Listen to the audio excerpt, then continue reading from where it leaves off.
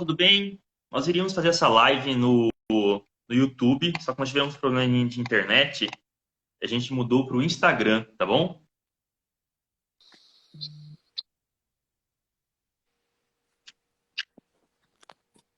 Oi, Marcelo.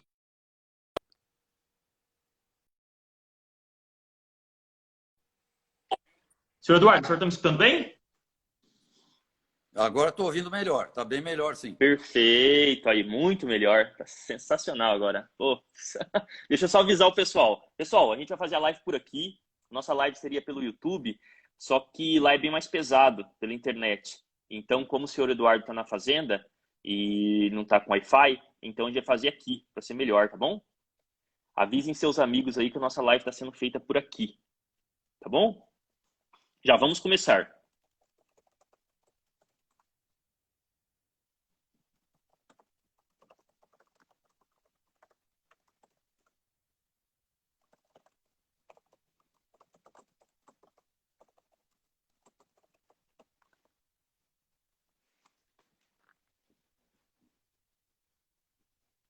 Opa, a internet do senhor Eduardo tá bem complicada, pessoal.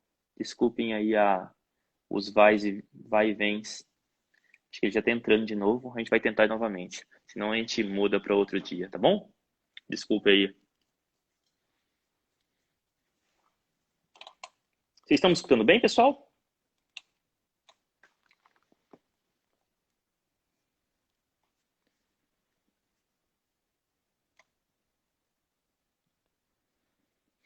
Já vamos começar, pessoal. É muito conhecimento, até pesado para entrar. Já vamos começar, pessoal. Tá esperando ele voltar aqui, ó. Olha lá, ó. Convidando. Acho que agora vai.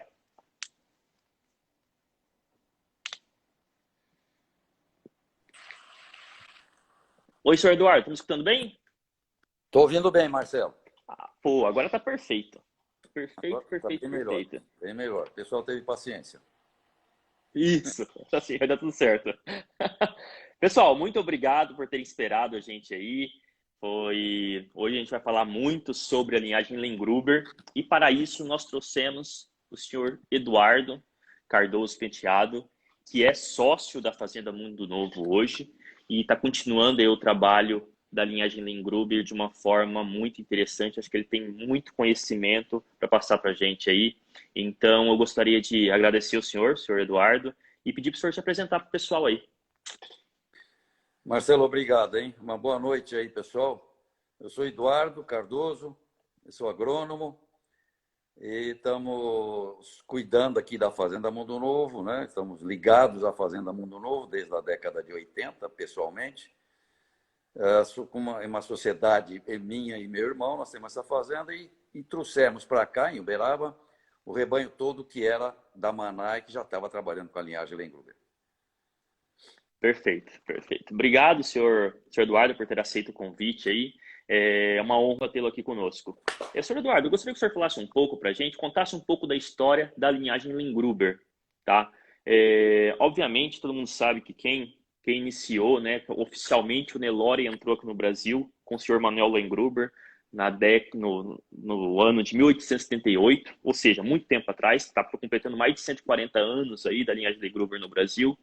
E foi uma linhagem que foi muito importante e ainda é muito importante, justamente por essas características que foram mantidas pela seleção, pelo senhor e também pelas pessoas que eram responsáveis pela linhagem, né, antes, tá? O senhor Lengruber e tudo mais. Então, eu gostaria que o senhor contasse um pouco para a história, um pouco para a gente, um pouco da história da linhagem Lengruber e como que o senhor chegou até aqui hoje. Vai lá, conta um pouco para a gente. Perfeito, o Marcelo. Bom, a linhagem Lengruber, como você disse, ela foi trazida para o Brasil em 1878.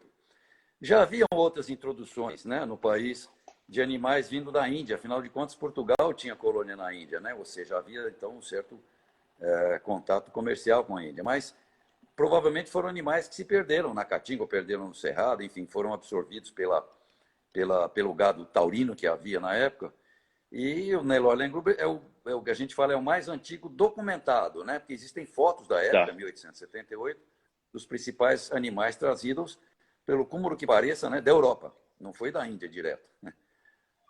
O seu Manuel Lengruber, que era proprietário da fazenda no estado do Rio de Janeiro, descendente de suíços, ele era um engenheiro metalúrgico e tinha muitos contatos na Europa. Ia muito para lá por causa da atividade profissional dele. E numa das viagens para a Alemanha, ele viu no zoológico de Hamburgo alguns animais expostos e viu que era da Índia, um país tropical, uns animais grandes, né, carcaçudos, cupinzudo, bastante couro, barbela, tal, usados para tração, principalmente para leite. Ele achou, olha, tem uma fazenda de café no Brasil, isso pode ser interessante para nós. Então ele trouxe nessa época alguns animais que estavam em Londres. A Índia era uma colônia inglesa, então ele achou alguns animais lá. Se adaptaram tão bem na fazenda dele que depois ele fez mais 2 ou 3 importações, aí sim diretamente da Índia. Isso foi assim que tudo começou. Esse gado ficou com ele, com os descendentes dele. Até hoje tem o seu Paulo Lengruber, que é sobrinho bisneto dele, ou sobrinho neto do seu Manuel Lengruber. Mas na década de 40, um fazendeiro aqui de Minas, de Curvelo, o seu Geraldo de Paula, passou a comprar animais do filho do seu Manduca, né, do seu Manuel Lengruber, e levava para a fazenda dele em Curvelo. E ficava no cerrado, lá não tinha pasto, né? Até hoje. Até pouco tempo atrás, o seu Geraldo não plantava capim. E o grande mérito do seu Geraldo, além dele ser um grande selecionador, é que ele não introduziu, na época que houve a importação em 60, 62, esse sangue novo que veio da Índia. Ele manteve o gado fechado na linhagem. Isso foi muito bom, muito importante, porque a gente sabe que esse gado de 60, 62 se disseminou muito pelo Brasil, com o advento também da inseminação artificial. E ele ficou, vamos dizer, um núcleo fechado da linhagem Lengruber, ele e o seu Paulo no Rio de Janeiro. Ele em Minas, seu Paulo no Rio. Bom, a Maná, né, empresa de fertilizantes no estado de São Paulo, a nível brasileiro, a sede era em São Paulo, resolveu investir em pecuária. Então, ela adquiriu uma fazenda no estado de São Paulo, no interior, em Brotas, e adquiriu uma outra fazenda para um projeto do Sudã, no sul do Pará. E a ideia da Maná era fazer o gado comercial no Pará e fazer o gado de seleção em Brotas. Então, ela comprou essa fazenda e passou a trabalhar com gado registrado. Comprou matrizes dos melhores rebanhos que haviam. Inclusive, chegou a ter um estoque muito grande do Schumacher, para você ter uma ideia, que era o touro da época, e a Maná estava investindo muito em tecnologia, nas melhores genéticas de tudo. Em 74, a Maná foi assessorada pelo Dr. Fausto Pereira Lima, que comentou que tinha visto um gado muito interessante em uma exposição que ele foi julgar em Curvelo, e que isso coadunava bastante bem com a ideia da Maná de fazer um gado mais para o lado comercial, mais de pasto, né? Mais de ficar solto. Então, o pessoal da Maná, na época, esteve lá com o seu Geraldo de Paula e conseguiram trazer o touro Mistério. E o Mistério, em 74, ele foi direto para a central de inseminação, para a Lagoa, coletou sêmen e já fez uma inseminação bastante intensa na vacada lá em Brotas. Em 75 nasceram os primeiros animais. Impressionou muito o pessoal da Maná, eu não estava ainda ligado à empresa, e aí resolveram, inclusive, não, acho que é isso que a gente precisa, o caminho nosso vai ser esse. E abriram mão até desse sêmen do Schumacher, que era um grande estoque do Schumacher, desse touro, Schumacher, fora da família do seu Torres. E daí começou tudo. Ela tinha uma base aberta, né, de várias origens, e trouxe o Mistério, e daí para frente outros touros do seu Geraldo, alguma coisa do seu Paulo Lengruber, e fomos fechando o rebanho para chegar no que a gente tem hoje, praticamente sem entrar sangue de fora. Interessante. Então é isso. A nossa proposta é continuar fechado, né? A gente vai falar sobre isso, continuar com a linhagem fechada, para poder proporcionar para o cliente nosso choque de sangue ou heterose. E a gente fala assim, ficando na raça Nelore, que indubitavelmente é a melhor raça para a nossa pecuária, sem então recorrer à industrial, e um choque de sangue com qualidade, porque a gente, atrás disso tudo, a gente tem um trabalho de seleção buscando sempre animais melhores. Então a história é essa, Marcelo. Perfeito, perfeito, senhor Eduardo. Pelo que o senhor comentou, foi sempre uma seleção voltada à alimentação exclusivamente a pasto.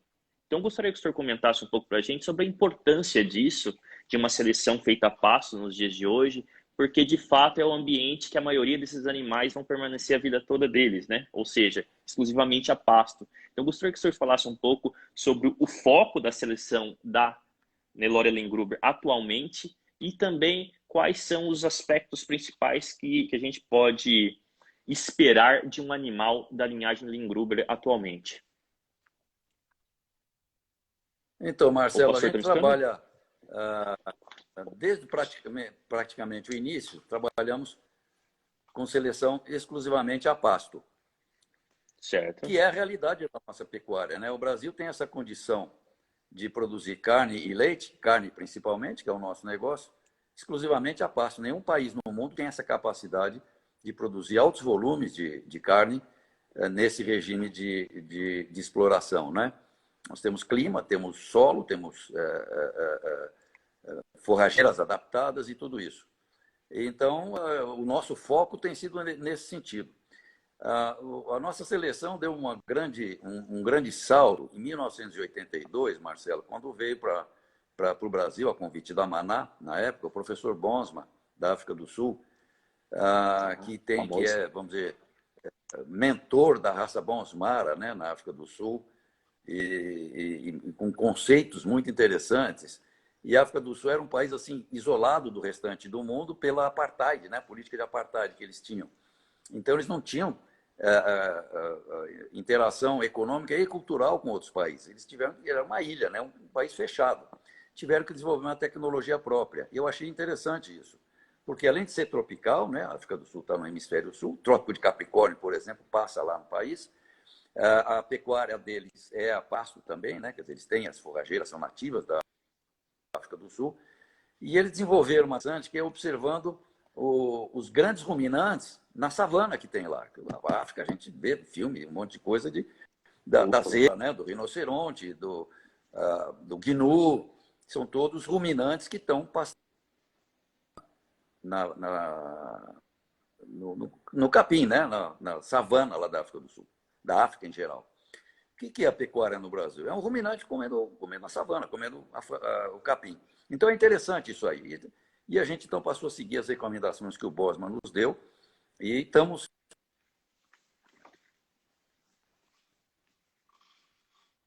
com um pouco desvio, quer dizer,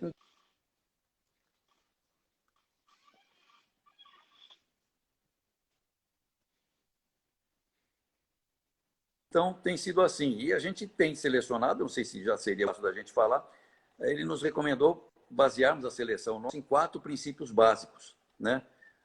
O deles, se a gente não abre mão, e vem justamente dentro desse comentário que você fez, que é a adaptação ao ambiente. O caso nosso trabalhamos só a pasto, e a pasto de braquiária. A fazenda aqui em Uberaba, nós somos numa região de cerrado, em Brotas também, numa região de cerrado, e trabalhamos basicamente com braquiária. A gente quer simular aqui na fazenda uma condição que tenha pelo Brasil afora, né? Que é basicamente algum tipo de braquiária, tá certo? Então a gente não abre mão de fazer todo o trabalho de seleção genética em regime exclusivo de pasto. E deixa eu só abrir aqui uma coisa.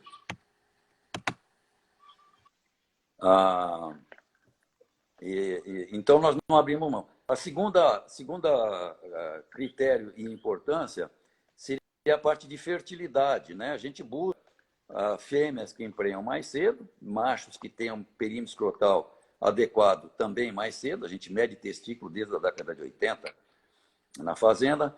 Precocidade sexual a gente faz dentro da condição de pasto, né? Quer dizer, as novilhas, por exemplo, elas entram em monta de 1 a 2 meses mais cedo do que as vacas. E a gente retém para a fazenda as que emprenham mais cedo também. Então, isso ao longo do tempo a gente vai buscando precocidade dentro da condição de pastagem, porque nós não queremos tratar da novilha para ela emprenhar mais cedo, nós queremos que ela emprenhe mais cedo dentro da condição de pastagem. Buscamos longevidade reprodutiva. A vaca, quanto mais tempo ficar na fazenda, melhor, se ela dando uma cria.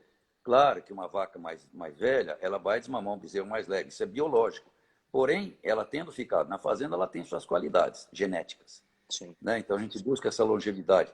E buscamos uma regularidade reprodutiva, na medida do possível, dentro do nosso do nosso manejo, vacas que emprenham, que desmamem o bezerro todos os anos. No dos machos também, a gente busca animais que tenham uma conformação de testículo adequado, um perímetro escrotal também adequado, sem exagero. A gente quer preservar a conformação do testículo do zebu, que a natureza quis que ficasse assim, porque eu acho que é uma questão de adaptação, né? Mesma coisa que tirar o couro do bicho ou tirar o cupim. Enfim, são características que a Índia nos deu de graça, né? Então vamos mantê-las. Sim. E damos também uma regularidade, uma longevidade reprodutiva nos. A terceira característica de importância que o Bosman nos recomendou seria a parte econômica, né? E trabalhamos então com uma raça de corte, então a parte ponderal tem muita importância. Desde o nascimento, nós temos mais de 30 mil pesagens ao nascer. Desde a década de 90 nós pesamos ao nascer aqui na fazenda. E a nota de corte. Bezerro que nasce com mais de 40 quilos, ele continua na fazenda, continua na avaliação genética. A gente, quando vende, informa o peso a nascer, no nosso catálogo tem lá o peso a nascer do animal, mas ele não fica aqui, para nós não serve, certo? Então, o peso a nascer é muito importante. E, ao longo do tempo, a gente nota que a tendência genética nossa para peso a nascer é bem estável, sabe? Apesar de outras que é o contrário do programa de é isso. Tá. Que é o contrário da maioria dos programas que é o contrário da maioria dos programas de melhoramento, que você vê a curva do peso a nascimento só crescendo, né? Então é algo que a gente tem que levar em consideração, porque isso afeta, né? Afeta e muito, né? Você ter um parto com problemas, só quem teve sabe a dificuldade que é isso. Tem notado, né, Marcelo? Assim, a gente tem notado uma preocupação bastante grande hoje em dia com o peso a nascer, com facilidade de parto. Principalmente com o advento das precoces, né? Que elas são novilhas menores. Isso. E se vier um feto muito grande, aí sim elas vão ter problema sério de parição, né? E é fundamental. Quer dizer, o que fez o Nelore ter essa evolução no Brasil como tem até hoje? É o bezerro nascer pequeno, né? Ele não é grosso, é um bezerro fino, ele nasce fácil, com facilidade, ninguém precisa ajudar a vaca, isso tudo faz parte da prolificidade da vaca Nelore, né? A outra característica também é a parte maternal dela, né? Ela toma conta da cria. Não existe nada parecido com isso, né? O cuidado que ela tem com a cria. O bezerro, em geral, tem um vigor bom, ele levanta rápido, já começa a procurar a teta da mãe. Ela toma conta, não deixa o urubu chegar perto. Aqui na fazenda eu fico olhando isso. Não chega. Outro predador. Nós selecionamos para temperamento, a gente vai falar um pouco. Mas a gente dá uma chance para a vaca se ela investir na gente, porque ela está cuidando do bezerro. Tem que ser assim, né? Tem que ser parte cuidadosa, da natureza, né? do animal e o nosso sistema de produção. Ela tem que cuidar, ela tem que ser boa mãe, né? E ela é uma ótima mãe. Ela é tão boa que a gente põe ela na pior parte da fazenda e ela continua dando crias, né? Mas, quem tem vaca holandesa sabe o problema, né? Quem tem vaca holandesa sabe o problema que é isso. Se ela parir e você não for olhar, o urubu chegou perto, come o bezerro. Ela totalmente desligada, né? Isso é muito não tá ruim, nem né? aí. Ela está preocupada com bezerro. outras coisas. A vaca Nelore, ela eu acho que é uma perpetuação da espécie, né? Ela quer que a espécie continue. Isso, característica evolutiva. Sim, característica evolutiva, com certeza. Nós fazemos também pesagens aos 120 dias ou 4 meses, né? Para viabilidade materna, pesamos a desmama, machos e fêmeas. Após a desmama, Marcelo, todos os machos vão para a prova de ganho de peso a pasto da BCZ. Desde 95, a gente realiza todos os anos prova de ganho de peso a pasto. É fundamental para nós, faz parte da nossa rotina. As fêmeas vão para avaliação ponderal também, em lotes um pouco menores. A gente pesa, então, depois ao 1 ano e ao sobreano as fêmeas. E os machos, então, na prova de ganho de peso, eles têm aquela sequência de pesagens e avaliações até o sobreano também, tá certo? Aí fazemos um descarte ao sobreano, já fizemos uma desmama, fazemos um outro ao sobreano novamente e retemos os animais que podem continuar o processo de avaliação até a escolha final dos tourinhos com aproximadamente 2 anos, que vão cobrir as novilhas também de 2 anos, para a gente ver melhores tourinhos com as melhores novilhas, né? 1 para 30, são 300 novilhas e 10 tourinhos, fazemos o teste de progênio para ver se eles conseguem transmitir aquilo que eles foram, tá certo? Fazemos avaliação de temperamento, 1 por 1, machos e fêmeas ao sobreano, é fundamental para nós, temos uma técnica desde a década de 90 que a gente vem utilizando. O pessoal tem comentado que o temperamento do gado nosso tem sido bom. Eu não conheço nenhuma desvantagem para temperamento manso, eu não conheço. Avaliamos também a parte assim de conformação para corte, né? O acabamento do animal, a parte posterior bem desenvolvido, o contrafilé largo, o pessoal que fica um certo tempo sem ver o gado nosso, depois vem aqui, tem a oportunidade de ir na fazenda, acha que houve um progresso muito grande na carcaça do Lengruber. O Lengruber é um gado mais fino, sabe? Mais não tão carniceiro, como a gente fala. Hoje ele está com uma carcaça muito interessante, haja vista o próprio campeão, que é um touro nosso, que está se destacando bastante nessas avaliações de carcaça, né? E temos uma avaliação também de padrão Lengruber. O que eu quero no padrão Lengruber? A gente quer ter características nos animais nossos que tipificam, né, o tipo do gado que a gente quer. E que a maior parte delas são características de adaptação, né, de produtividade a campo, né? Fisiológicas. Por exemplo, boca larga, a gente gosta de boca larga, menos bocada, ele come a mesma quantidade de capim, sim, ou com a mesma quantidade de bocada, come mais capim, então gasta menos energia, né? Bastante couro, né? A corama faz parte do zebu. O zebu desenvolveu esse couro lá na Índia, provavelmente para poder ter adaptação ao nosso clima. Então é importante a gente preservar essa corama, que eu chamo de é o radiador do bicho, né? Quanto maior o radiador, mais é o motor. Então, sim, a gente quer isso. A gente quer uma ossatura mais desenvolvida, né? Para evitar perdas, né? Por fraturas e tudo isso. Vamos dizer, uma ossatura mais larga suporta mais o peso também da carcaça. A gente quer uma pigmentação bastante firme, né? Bastante forte. A gente quer o rabo comprido. A cauda comprida é importante para... A cauda não é um enfeite, ela é para espantar os insetos, sim, né? O Bosman via o gado nosso da rabanada, depois do outro lado do cupim, ele ficava impressionado, porque lá o Bosman era um rabinho curto, né? E não faz curto. Então, são características que a gente quer preservar na linhagem. O olho amendoado, né? Eu tenho informação, sim, que o Mongole na Índia mesmo, ele não tem olhão redondo. O olho é mais amendoado. A seção do chifre também não é aquele chifrão redondo, embora muitos animais sejam redondos. Enfim, algumas características que a gente quer preservar no gado nosso que tornam ele um pouquinho diferente do que tem por aí. Mas tudo isso, aí veria a quarta característica, né, Marcelo? Deixa eu só falar um pouco, deixa eu fazer um parêntese. Senhor Eduardo, deixa eu fazer um parêntese aí. Tem um ponto muito interessante nessa parte de aptidão econômica, tem um ponto muito importante que eu achei muito interessante nessa parte de aptidão econômica do trabalho da Lengruber, que é com relação à repelência a parasitas. Então, eu gostaria que o senhor falasse um pouco sobre isso para a gente, como que é feito isso, se já tem uma seleção por quantidade, por exemplo, se um animal é muito susceptível não sei, carrapatos e tudo mais, moscas, como que é feito isso? A gente tem feito assim, a gente está dando scores visuais, né? Praticamente ectoparasitas, né? O Zendo dependeria um pouco mais de um estudo de coleta de fezes, tudo isso a gente não criou essa rotina. Mas são scores visuais que a gente faz da presença de berne, né? Sintoma, né? Cicatrizes de berne quando já houveram, se tem a presença de carrapato no animal, se tem mosca do chifre, provavelmente antes dele entrar no brete, enfim, score que a gente dá. Nós tivemos, durante 4 anos, fizemos um convênio com a UFMG, Marcelo, e o professor Fábio Toral, ele fez contagem de OPG aqui em mais de 2.000 animais nossos, com várias contagens. Isso está dando, eles ainda estão manipulando esses dados, já deu algumas teses de pós-graduação, mas foram dados muito interessantes. E ele notou que tem animais que não se infestam de vermes, né? De endoparasitas. Tem animais completamente tolerantes a isso, ou repelentes a isso. E o que a gente busca com isso é o animal tolerante, quer dizer, ele tem uma certa infestação do verme, é controlada, ele tem um autocontrole desses vermes. Então, vamos dizer, um antagonismo biológico entre o animal e o verme.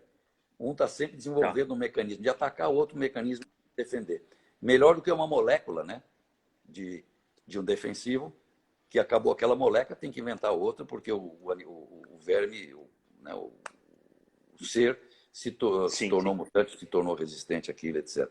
Nós não estamos mais vermifugando gado aqui, ou Que vermifugando legal. muito pouco. Para você ter uma ideia, na desmama, a gente vermifuga, até a desmama não fazemos nada, dá 1 cc de abamectina ou ivermectina ao nascer, né, por causa do umbigo, essa coisa. Depois, desmama nada. Na desmama, só vermifugamos do gado. 1/3 não recebe nada. E depois, daí Tá, para frente, ninguém recebe mais nada.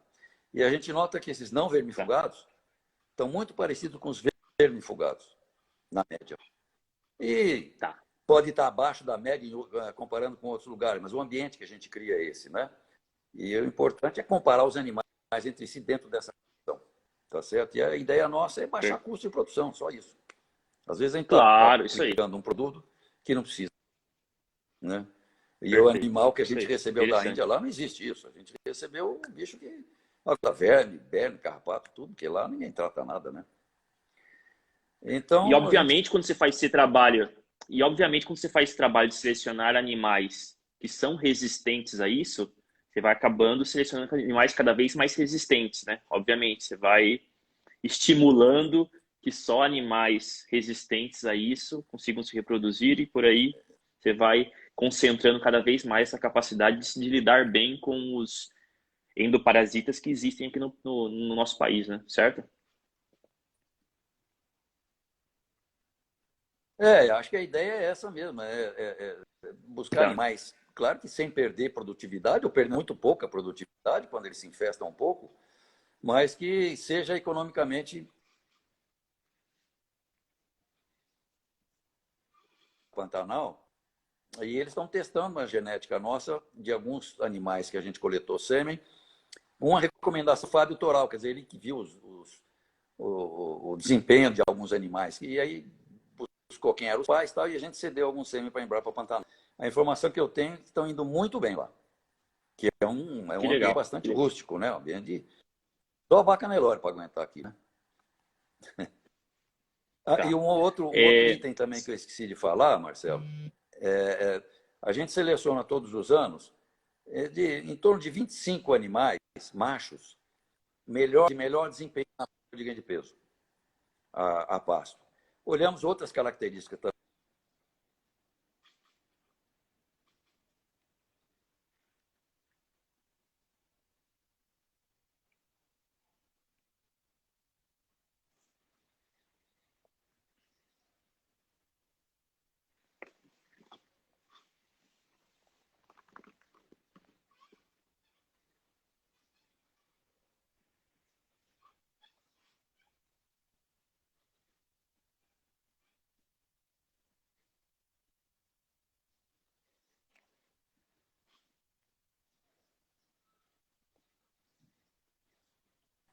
claro. Opa, acho que Alô, travou um pouco. Marcelo, O parece pessoal que deu uma não parada. tá vendo o senhor, hein? É, acho que deu uma travada aqui. Eu não sei até quando Opa, você senhor que vai Eduardo, ouvir, mas travou. Opa, voltou. Voltou agora. O senhor está escutando, gente bem? O voltou. senhor está me escutando Eu não bem? sei até onde. Desculpa. É isso, a parte do terço superior para peso, aí depois já não escutei Isso. mais nada. Aí a gente leva os animais para a prova de conversão alimentar. E a Boa. gente pede nessa conversão alimentar, que é feita, tem que ser na baia, né? Assim, na baia não, mas num confinamento, né? Controlado, mas que ponha o mínimo possível de concentrado, para que simule realmente uma pastagem, né? Através da silagem. E eu não quero saber o ganho de peso, eu já sei o ganho de peso. Quero saber quem come menos, né? Qual a relação de Que legal. ingestão por ganho de peso. E aí vai nos dar menos despesa. Então, prova de ganho de peso me dá mais receita. Conversão alimentar mais eficiente, me dá menos despesa. Receita menos despesa é o lucro, né? Então a gente busca Sim, lucratividade jogando com essas variáveis que a gente tem, tá certo? A gente faz isso perfeito. desde 2007, 2008, a gente tem feito, Perfeito. Senhor adotado esse Eduardo, tem um sistema. outro ponto na parte de aptidão econômica E que é a finalmente a bainha. última, A bainha do. o quarto item, né, a quarta característica que o Bosman nos recomendou é padrão racial, Marcelo. Opa, senhor Eduardo, travou um pouquinho aqui. O senhor está me escutando? Voltou, agora Marcelo, o voltou. gado nosso, como ele é muito... Está chegando meio Opa, voltou, cortado pode falar. aí. O gado nosso, como ele é muito corudo, a bainha, o Tá, umbigo, faz parte do todo do animal, né? couro. Sim, Então, o animal sendo mais corudo, ele tem uma tendência de ter uma bainha um pouco mais pendulosa, um pouco mais comprida, o que traz problemas práticos quando o gado vai para o pasto, tá certo? E a gente está procurando sim. corrigir bainha e umbigo, nós estamos dando scores para isso, scores visuais, sem perder o couro, sem perder o padrão Lengruber, é o que a gente está procurando. Também o pessoal que ficou um certo tempo sem ver o gado acha que houve um progresso muito interessante na bainha, né? A bainha está bem mais corrigida hoje, né? Ela está menor um pouco, ou pelo menos com uma boa angulação, né? Voltada para frente e com esfíncter mais fino e mais retrátil, né? Fechando bem. É isso que a gente Boa, busca no animal também. Tá certo? perfeito. Aí, o E quarto item é temperamento, caracterização racial, certo? e, exatamente. Sem exageros das exposições, né? A gente quer um animal Tá, que esteja se enquadre dentro da descrição morfológica da raça Nelore. Então, quem entende disso é a BCZ. Então, a gente aceita assim, o julgamento que eles fazem no RGN, né, no Registro de tá, Nascimento, e no RGD, onde eles apertam um pouco mais em termos de caracterização racial. Temos tido muito pouco problema de refúgio de animais por raça, sabe? Houve uma convergência muito interessante entre o padrão da BCZ, ou a cabeça dos técnicos, e o progresso que a gente teve também na caracterização racial, de tal forma que a gente não tem mais problema de registrar, haja visto a presença nossa em exposições também, né? Nossa genética, né? perfeito. Senhor Eduardo, teve uma pergunta que fizeram aqui no decorrer dos comentários, perguntando se a Mundo Novo teve em algum momento alguma dificuldade com relação à caracterização racial, se teve alguma mudança de caracterização racial que de alguma forma afetou os registros dos animais linhagem Lindgruber. O senhor consegue falar um pouco para a gente sobre isso? Mas na década de 70, 80 havia bastante problema. Assim, a quantidade, né, a porcentagem de refúgio no registro era significativa. Década de 70, começo de 80.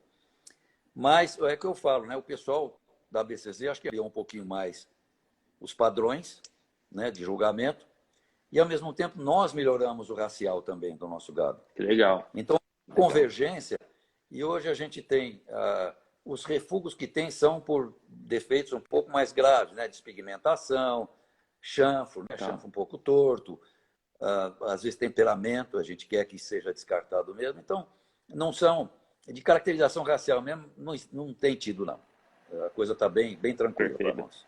Mas houve uma fase, uma época, perfeito, que era mais complicado, sim. perfeito. Senhor Eduardo, eu gostaria de fazer uma pergunta para o senhor com relação à consanguinidade. Como é um rebanho fechado, praticamente fechado, obviamente há um receio com relação a problemas que podem haver em um rebanho totalmente fechado. Eu gostaria que o senhor falasse um pouco para a gente sobre essas dificuldades e também falar um pouco para o pessoal que o ônus de um rebanho de uma seleção fechada fica todo com o rebanho que está fazendo a seleção fechada. Quem compra um animal selecionado em consanguinidade só tem os bônus, certo? Exatamente. Ô Marcelo, a consanguinidade é uma coisa assim, é o único princípio que a gente contraria o Bosman. Tá, Ele era contra. Então, ele formou uma raça heterótica, né? Com uma tá, mistura de várias raças e procura preservar a heterose dentro do Bonsmar. Mas para poder chegar na heterose, você tem que ter os puros. Alguém tem que ter feito os puros, né? é, Então, a gente contraria ele com esse princípio da gente servir o nosso cliente da melhor forma possível, proporcionando para ele ou dando para ele a chance da heterose intrarracial. Isso que é interessante, ficando dentro do Nelore. Não precisa ir no taurino, né, fazer meio sangue, e depois dar uma confusão grande na fazenda, porque meio sangue tem uma variabilidade grande, e você não pode nem reter. Meio sangue, o certo é você vender o F1, né? Mas Sim. aí você dá continuidade, né, no teu rebanho usando animais da mesma raça. E a consanguinidade, eu acho que é um bicho-papão assim. Bom, eu não tenho muita prática para dizer isso, porque nós partimos de um rebanho grande, né, aberto, e estamos fechando. Isso fazem desde a década de 74, fazem 40 anos. Vai fazer 50 já. E talvez não tenha causado assim um problema tão grave. Nós tínhamos algumas ocorrências, Marcelo, que hoje não tem mais, nasciam animais meio agigantados, sabe? Tá, Um osso tá. longo, selado, o peso ao nascer alto, então a gente já descartava. Às vezes algum problema de aprumo, né, nas mãos, às vezes cara de assim meio Tá, debilóide, sabe? Uma tá. feição, as reações completamente diferentes. Sinceramente, hoje praticamente não tem mais. Eu estou achando que isso, vamos dizer, foi uma fase que você vai eliminando os animais que trazem essa característica e você acaba ficando livre delas, e talvez seja essa a grande vantagem da consanguinidade. E a gente está muito ciente de que a gente paga o preço dessa Claro. processo, né, desse procedimento, mas é o que você falou, certíssimo, viu? Fica aqui dentro, né? Que a gente quer que o nosso, isso aqui seja uma chave para o cadeado do nosso cliente, ele abre e tem aquela heterose toda e aquele benefício da heterose. E a gente fala uma heterose com qualidade, né? Porque a gente faz, bem ou mal, a gente faz um trabalho de seleção também, né, Marcelo? E o Claro. grau de sangue, a gente tem uma avaliação genética pelo pessoal de Pirassununga e eles calculam o grau de sangue, a endogamia, né, de cada animal. E a gente calcula a média por ano, por safra, e ela está estável, está em torno de 6,5%. Que o pessoal acha que Tá. é alto. Mas ela, um ano sobe, depois baixa de novo, mas ela está mais ou menos estável em torno de 6,5%. E esse ano a gente fez até umas experiências que o seu Geraldo fazia lá em Curvelo, de cruzar pai com filha. Nós vamos ver Ah, tá. o que vai acontecer. Beleza. Senhor Eduardo, tem uma outra pergunta aqui que fizeram, é com relação à quantidade de matrizes fechadas que a Seleção Mundo Novo tem atualmente. O senhor pode comentar com a gente, mais ou menos, uma ideia? Ô Marcelo, nós temos aqui, desde de que havia lá em Brotas, esse trabalho, esse rebanho estava em Brotas, né? Esqueci de falar, até o ano 2000, pertencia a Maná, empresa de fertilizantes. Em 2000, a Maná foi vendida e os novos acionistas da Maná quiseram se desfazer de tudo que não fosse adubo. Então, vendeu Tá. a fazenda em Brotas, vendeu a fazenda no Pará, vendeu o gado no Pará e vendeu o gado em Brotas. E eu fiz essa sociedade com meu irmão, nós compramos esse gado. Então, compramos o rebanho Tá. inteiro. Isso foi super interessante, que deu chance da gente continuar, né? Na mesma toada. Então, o rebanho é o mesmo que tinha lá. São 1.500 vacas registradas. Matrizes, né? Com mais de 2 anos. 1.500 fêmeas em reprodução aqui na fazenda, e um Tá. rebanho que alterna entre 3.400 e 3.500 cabeças ao longo do ano. Tá certo? Esse tem sido o Perfeito. tamanho do nosso rebanho. Praticamente a gente não usa touro de fora, então vamos dizer, seria pura da linhagem, né? Perfeito. O senhor Paulo Machado, na Hora OM, faz um comentário aqui. A grande vantagem da consanguinidade é para os clientes, realmente, né? Você tem um animal que vai propiciar uma heterose aí muito grande. E aí, aproveitando esse ponto que a gente está falando sobre heterose, eu gostaria que o senhor comentasse um pouco para a gente sobre como a Nelore Lengruber atualmente alia fenótipo e funcionalidade com as DEPs. Como que é feito esse trabalho? Quem é mais importante ou não tem quem é mais importante? Os dois são importantes. Gostaria que o senhor falasse um pouco para a gente por quê. Porque está havendo aí, acho que uma movimentação no mercado dos pró, totalmente pró, só olham para isso, para os números, e os totalmente pró racial. Então fica nesse dilema. Eu gostaria que o senhor contasse um pouco a experiência do senhor, como o senhor faz essa intersecção entre os dois mundos aí, o mundo dos números e o mundo da funcionalidade. Obviamente não existe dois mundos, é o mesmo mundo, mas às vezes são vistos como dois mundos diferentes. Então gostaria que o senhor comentasse para a gente um pouco sobre isso. Pois não. Um grande abraço, então, para o Paulo. Paulo, você também serve de inspiração para a gente. Seu Zé Cavalcante também. São dois que trabalham na consanguinidade, trabalham a pasto. Então, vamos dizer, tem, como a gente fala, tem um pé no chão. O Izê é outro rebanho também fechado, né? Que que tem um Nelore trabalho Jabarré assim, também, exemplar. Também tem, exatamente. da E são Casa Novo poucos, né? A gente Adulto. São pensa, poucos. porque não são todos que se atrevem a fazer isso. Mas, enfim, é uma interessante essa pergunta sua. Entre um e outro, a gente, vamos dizer, continua com o rebanho fechado. Nós temos, desde 95, um convênio com a USP de Pirassununga, Marcelo, e eles rodam o nosso sumário desde 95. Nós temos um sumário interno, né, de avaliação genética intra-rebanho desde 95. A gente gera em torno de 20 mil informações por ano, entre nascimento, cobertura, pesagens, avaliações visuais e tudo isso. Todos os comunicados estão incluídos, mas são 20 mil. E isso tudo vai anualmente lá para a USP de Pirassununga, para o professor Zé Bento, professor Joanir, e eles rodam o nosso sumário. E a gente, de posse desse sumário interno, a gente trabalha os animais e seleciona os touros e as fêmeas que a gente mais quer. Fazemos um pouquinho de acasalamento também. Nos acasalamentos, a gente procura evitar uma consanguinidade muito próxima. Se você olhar hoje a genealogia dos animais nossos aqui, todos eles vão ter barranco, todos vão ter um pouco. O mistério já está muito longe, mas tem mistério também. Vão ter o tangue e vão ter o banguê. Se você olhar, em maior ou menor grau de cada um, tem essas 4 famílias. Porque já houve essa mescla, e talvez por isso a gente está com esse nível de consanguinidade estável, né? Partindo também de uma base grande. A gente está notando. Bom, a gente não pretende ser uma fábrica de números aqui na fazenda, assim, de DEPs, né? Eu não quero DEP pela DEP, a gente quer um animal funcional, um animal adaptado e o mais produtivo possível dentro dessa realidade, né? A gente tem notado a qualidade da informação, pouca gente está falando nisso, sabe, Marcelo? A gente mora aqui fico praticamente o tempo todo aqui na fazenda, e eu vejo a importância de formar os grupos de manejo.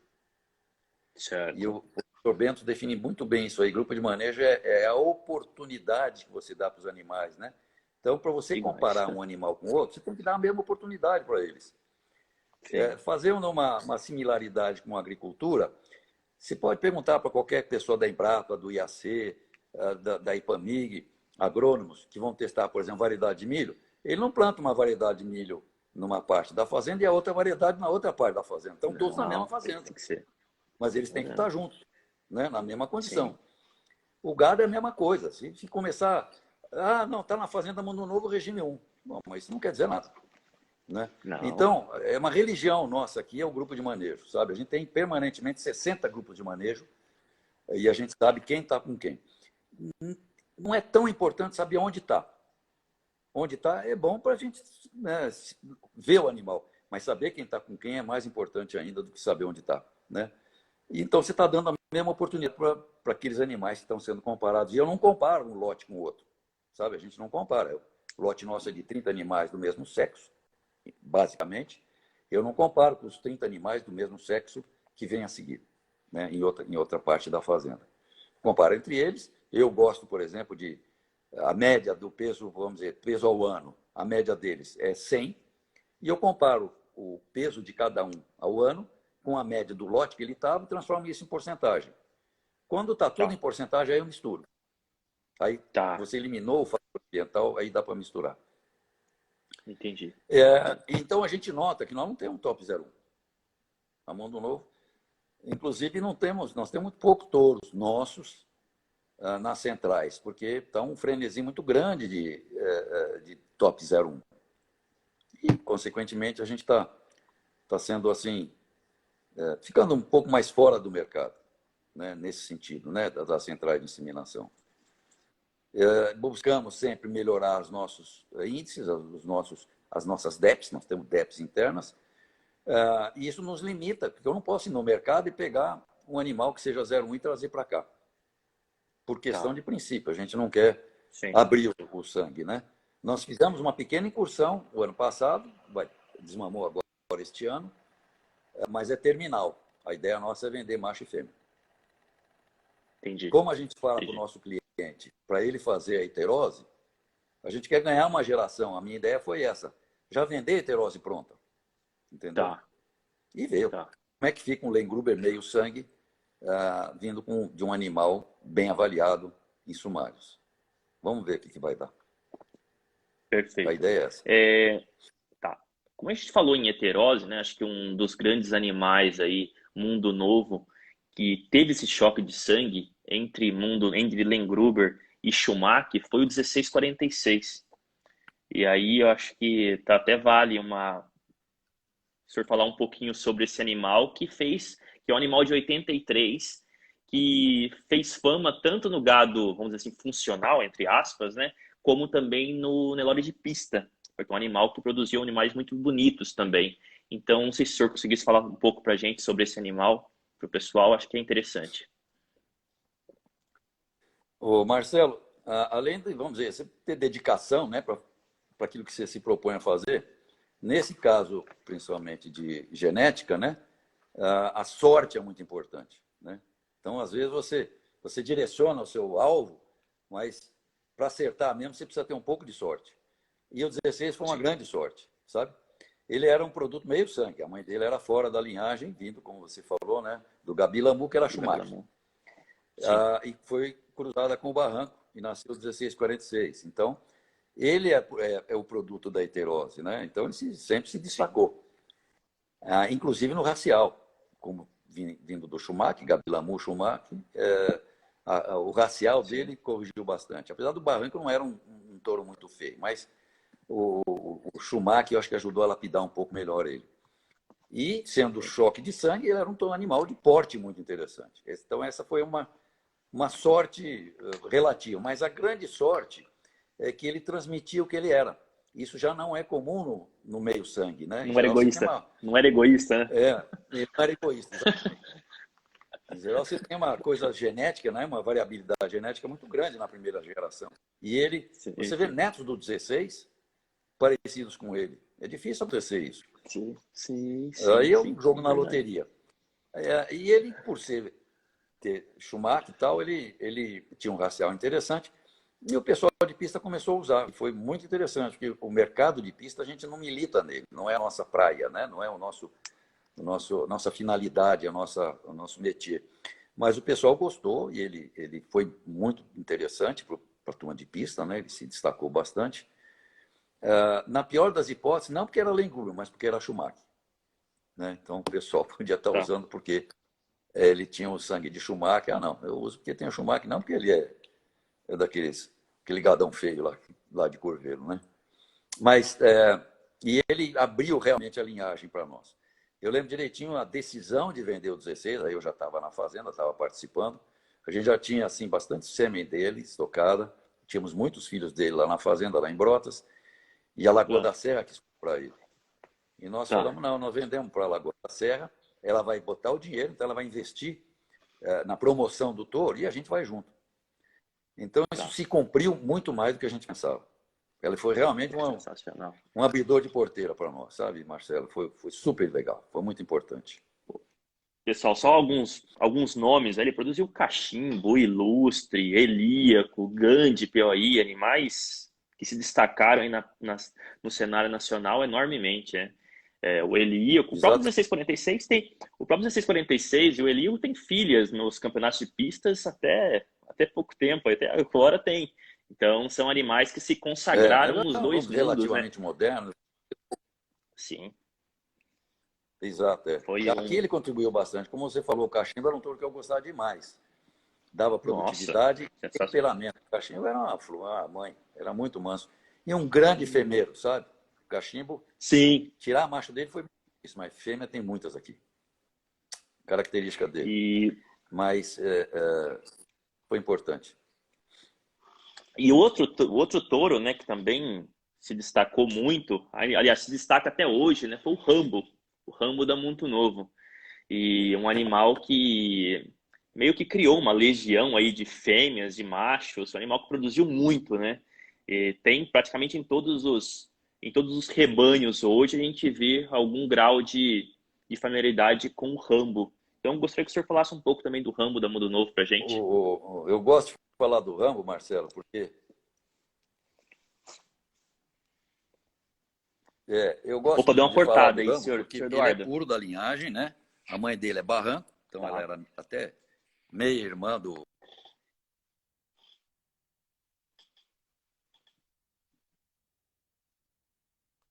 Opa, cortou um pouco. 46. Opa. Alô? Senhor Eduardo, nós não estamos te escutando. Agora voltou, pode falar. Alô?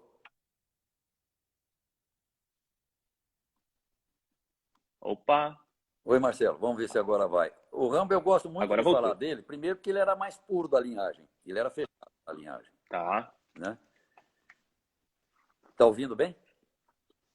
tô, E ele tem perfeitamente. uma história de produtividade muito interessante.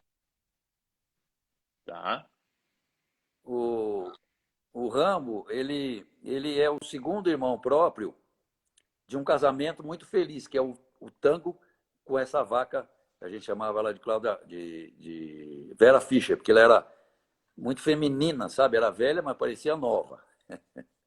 tá, Bom, o primeiro filho dela com o Tango foi o B664. É um touro que foi, se não me engano, terceiro ou quarto colocado no IZ, em Sertãozinho. A gente levava todos os anos animais para lá.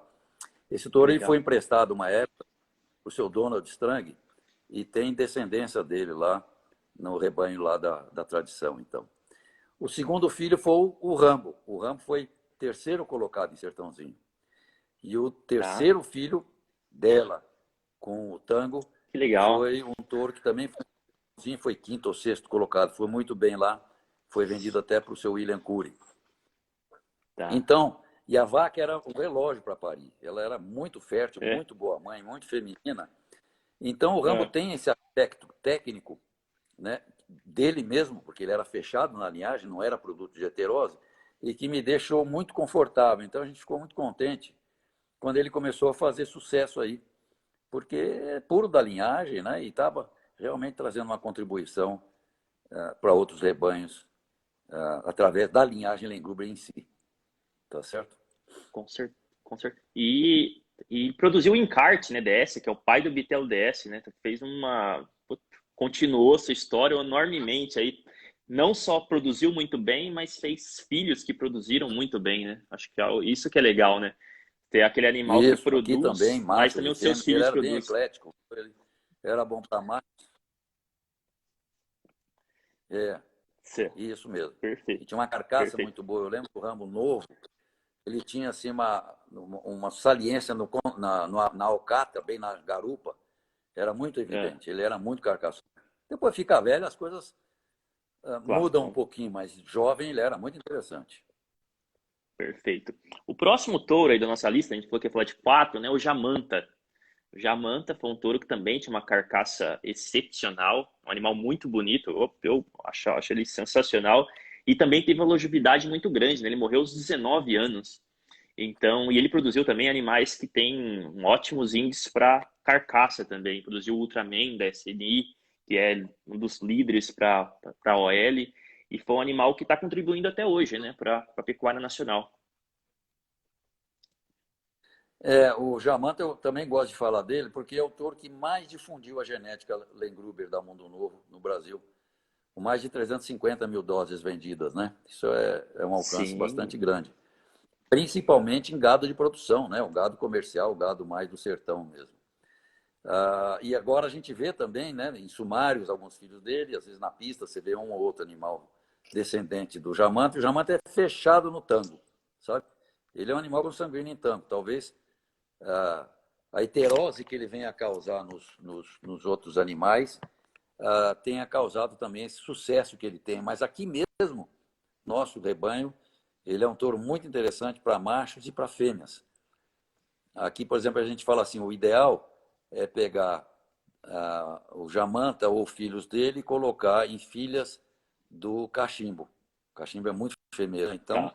é o arroz com feijão, é esse aí.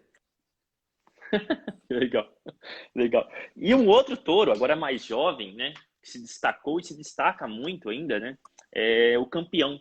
Tá? O Campeão produziu animais recordistas de preço, aí produziu o Cifrão, produziu o Calibre. Então, um animal que está contribuindo muito e é muito bom para avaliação de carcaça também, muito bem avaliado para OL, acabamento, marmoreio. Então, gostaria que o senhor falasse um pouco sobre o Campeão para gente. O campeão é filho do Uno, né? Nasceu aqui na Uno. fazenda e nós tínhamos dois fios do Uno para escolher na época dele. E para não ficar muito filho do mesmo touro, a gente escolheu o outro irmão dele e vendemos metade dele, né? Uma parte dele num leilão que a gente tinha com a Matinha. E o destino, às vezes, a gente fala que tem sorte de vez em quando, mas de vez em quando tem azar também. O outro, poucos meses depois, cobra pegou, ele morreu. Tá. Mas, por sorte, a gente não tinha vendido todo o campeão.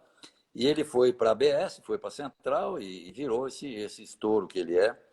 Até hoje, ele é um touro muito interessante, ele deixa produtos muito bons. Nós temos muitos descendentes dele aqui na fazenda. E está indo bem em outros rebanhos também. E ele é um Lengruber, assim, da carcaça e da racial também, né? Ele é um touro bonito, entendeu? Bonito. O senão dele, no nosso caso, é temperamento, sabe? Ele foge um pouquinho do que a gente gostaria para temperamento. Mas seleção é duro, porque você não consegue o animal ideal. Nós estamos atrás dela, né? Não. Estamos atrás do ideal. Então, às vezes, você O abre touro mão de uma perfeito tem 8 defeitos, né? Pois é. Touro... Ainda bem que a gente não tem o ideal, porque a gente vai se divertindo, pelo menos, né? Isso. Não teria graça, né? Imagina, perfeito, acabou, né? Não teria mais aquela surpresa, né? De encontrar o animal melhor que o pai. Pô, é sensacional isso. É muito legal, é muito legal. Porque a gente quer isso, né? O filho melhor que o pai, o neto melhor que o avô e tudo isso, né? E assim por diante. Sim. Então fica aquela expectativa a cada safra que nasce. Anteontem, eu fui ver os bezerros começaram a nascer das primíparas. O futuro do rebanho, né? Eu acho que o futuro da genética nossa, teoricamente, está ali, né? Que são os tourinhos mais novilhas mais novas. Então a gente fica sempre na expectativa de ver a bezerrada como é que está. Primeira pergunta que eu faço, como é que está o peso ao nascer? Aí eu acho que não tinha um de 36 quilos só, o resto tudo abaixo disso. Então a gente já fica contente. Com certeza. Senhor Eduardo, tem uma outra pergunta que fizeram, é com relação às famílias, né? O senhor falou um pouco das famílias aí que podem ser indicadas para algumas características que o produtor procura. Mas, por exemplo, fizeram uma pergunta aqui falando, quais as famílias indicadas dentro da linhagem Lengruber Mundo Novo para as seguintes características? Por exemplo, ele deu 4 aqui. Habilidade materna. Qual seria a família que o senhor tem como principal? O senhor quando fala em habilidade materna, o senhor pensa na família X. O senhor pode nos falar mais ou menos? Banguê. Banguê é o touro original. Na evolução da linhagem, na criação da linhagem ainda no Rio de Janeiro, o Marcelo, uma parte do rebanho era para trabalho, né? Puxar carroça e trabalhar na lavoura. E a outra parte era para leite, para dar leite para o pessoal da fazenda, ou para a cidade, enfim. Então, e o que aconteceu? Então, criou-se uma família dentro do rebanho deles, uma família mais leiteira, que deu o Banguê, que é o castor velho, etc. Mas o maior representante é o Banguê, né? Que a gente fala que é um touro que a Maná conseguiu comprar em 1981, do seu Geraldo. E ele é um animal, vamos dizer, não dá tanta carcaça assim, mas ele é muito bom de leite e, teoricamente, mais manso também. Tá certo? Então, a família Banguê é a família leiteira. Perfeito. E a família da carcaça? Que deu o campeão, pois né? O Barranco é muito bom de carcaça. Mas vamos dizer, carcaça... Hoje é que eu falo para você, hoje o nosso pedigree está todo meio mesclado, né? Então, o campeão vem mais dessa linhagem Banguê, mas ele é muito bom de carcaça, porque ele deve ter 1646 ou Barranco lá para trás. Mas é o Barranco e o Mistério, que eu acho que era meio irmão do Barranco, eram da família mais de carcaça, mais carniceira, como a gente fala, né? Mistério de 65, né? Caramba, bem lá atrás, com certeza. Legal. Uma outra característica que se perguntaram é desempenho, ou seja, produtividade mesmo, números ali. Quem é o melhor para números? Para DEP? Isso, para números, isso. Peso, essas coisas. Peso. O Jamanta já foi muito bom para DEP. Bacana, se destacou bastante para DEP. E é gozado, porque o que pecava no Bacana, por exemplo, que é um touro crioulo nosso, ele deu uma decaída numa época por causa do maternal dele. nós não Tá. tínhamos esse tipo de ocorrência aqui, sabe? De maternal tão baixo assim. Eu acho que depois ele até se recuperou, porque o bacana ainda é bem avaliado, né?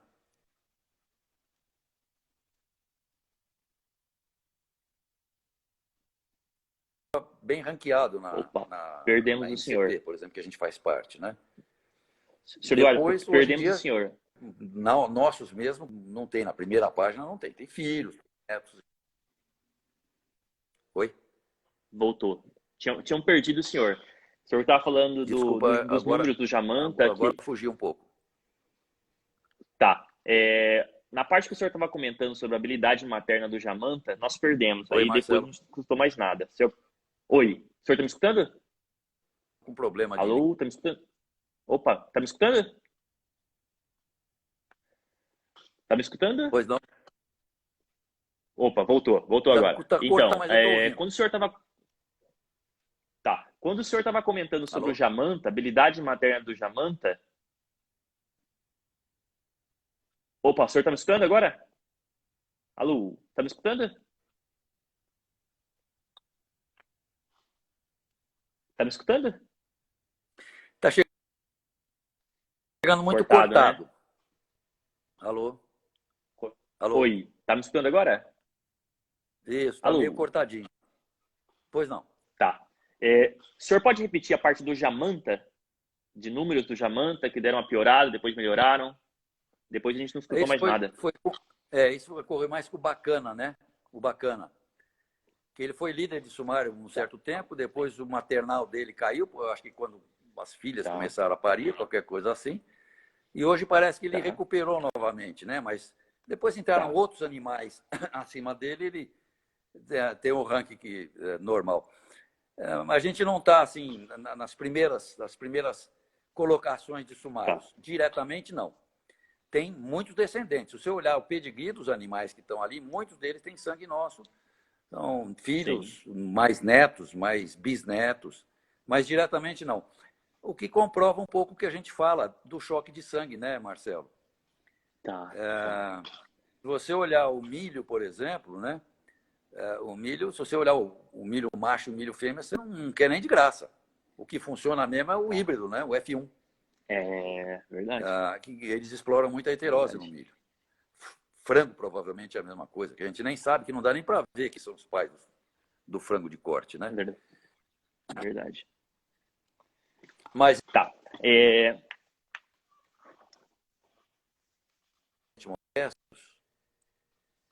alô? Oi, Marcelo. Oi, voltou agora. Agora eu tô escutando. Pode falar. Vamos ver se dá para falar um pouquinho? Alô? Tá, pode falar. Pode falar, voltou. Estamos te escutando. Lá? Os nossos números absolutos, Marcelo, isso. Eu estava comentando que os nossos números absolutos, né, de peso aos 120 dias, aos 205, ao ano, ao sobre-ano, são modestos por causa do manejo que a gente adota aqui. Né? Aqui o gado é a pasto mesmo. Agora nós tivemos 3 Tá, geadas, o gado está no pasto. tá, Então, isso tudo atenua a nossa média, mas o importante é que dentro dessa realidade a gente está buscando os melhores animais, dentro desse tá, ambiente que eles estão sendo criados e avaliados. Né? Então, os nossos números são modestos, eu não sei se isso interfere um pouquinho nas DEPs, as DEPs são cálculos muito complexos, né? sim.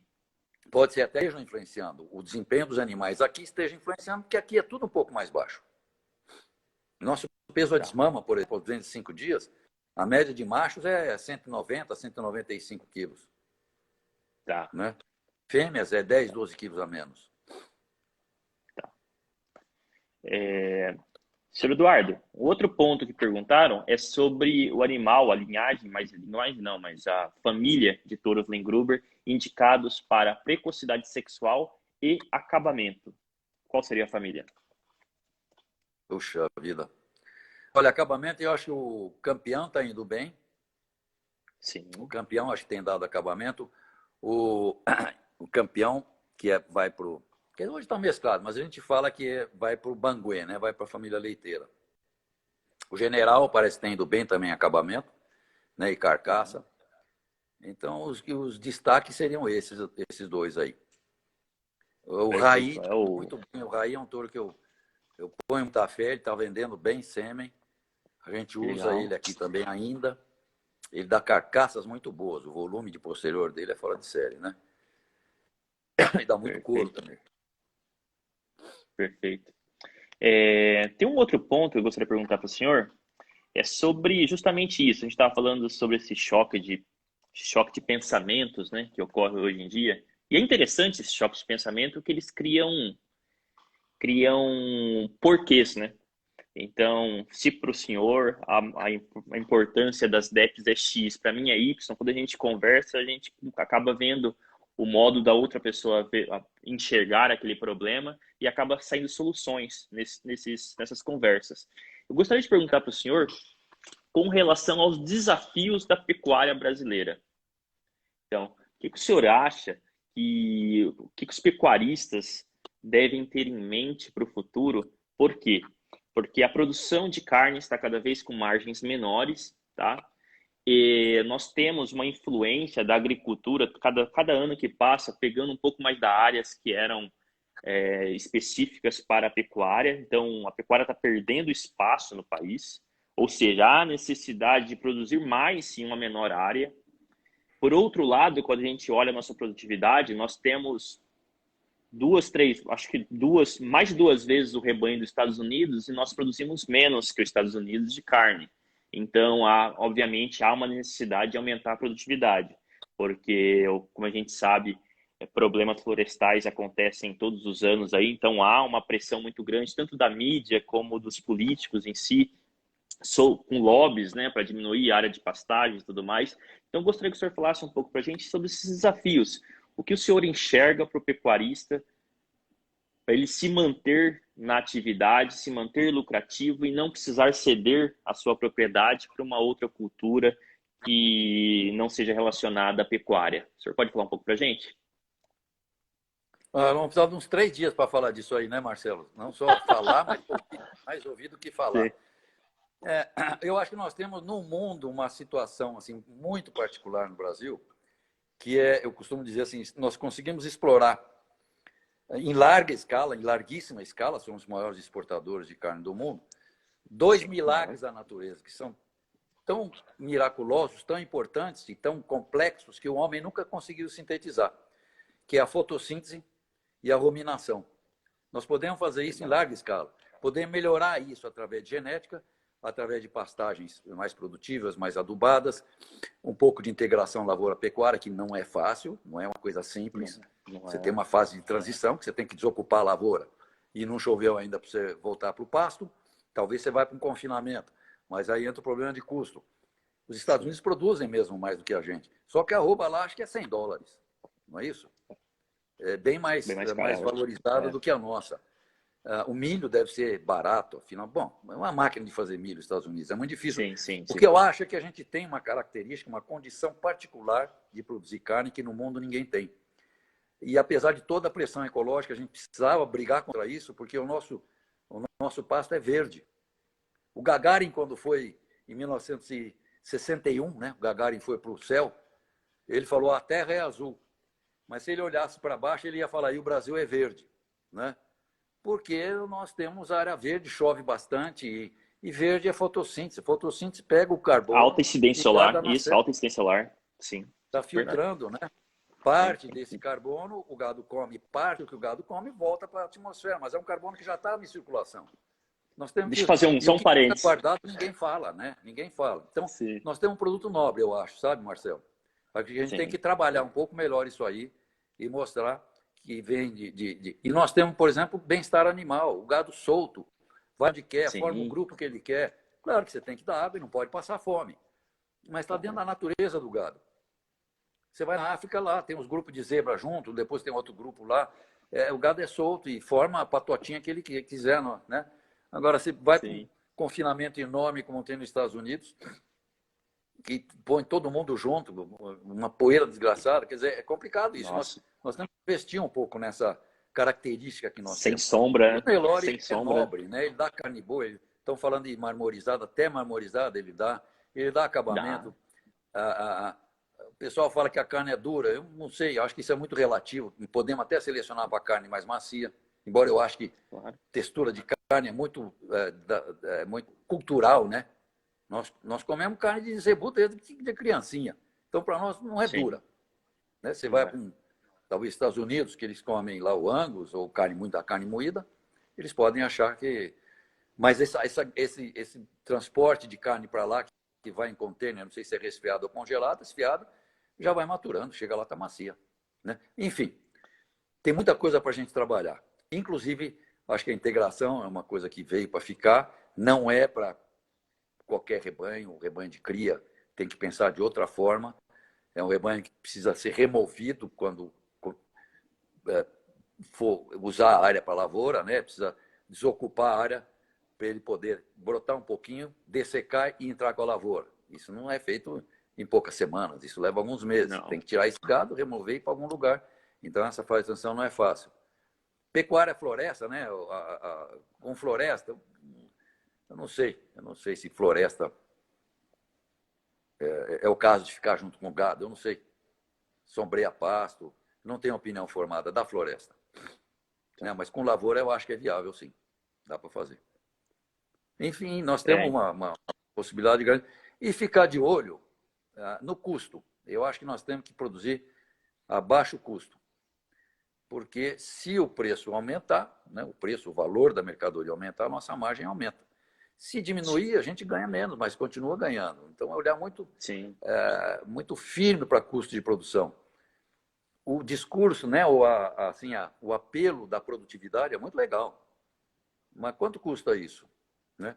É Na verdade. década de 80, a gente ia para Goiás, tinha muito confinamento lá em Goiás. Tá. 80, começo de 90. Não vingou, não virou uma rotina, a não ser em poucos pequenos casos. Não é como nos Estados Unidos, que 100% é produzido em confinamento, né? A África do Sul também, uma boa parte da engorda é em confinamento. Aqui, não é porque a gente não queira, é porque o custo... a roupa foi a 300, mas o milho foi a 100. A soja foi a 200. É complicado, né? E outra Agora o coisa, carro né? continua no mesmo preço. Né? E outra coisa, né? A questão do.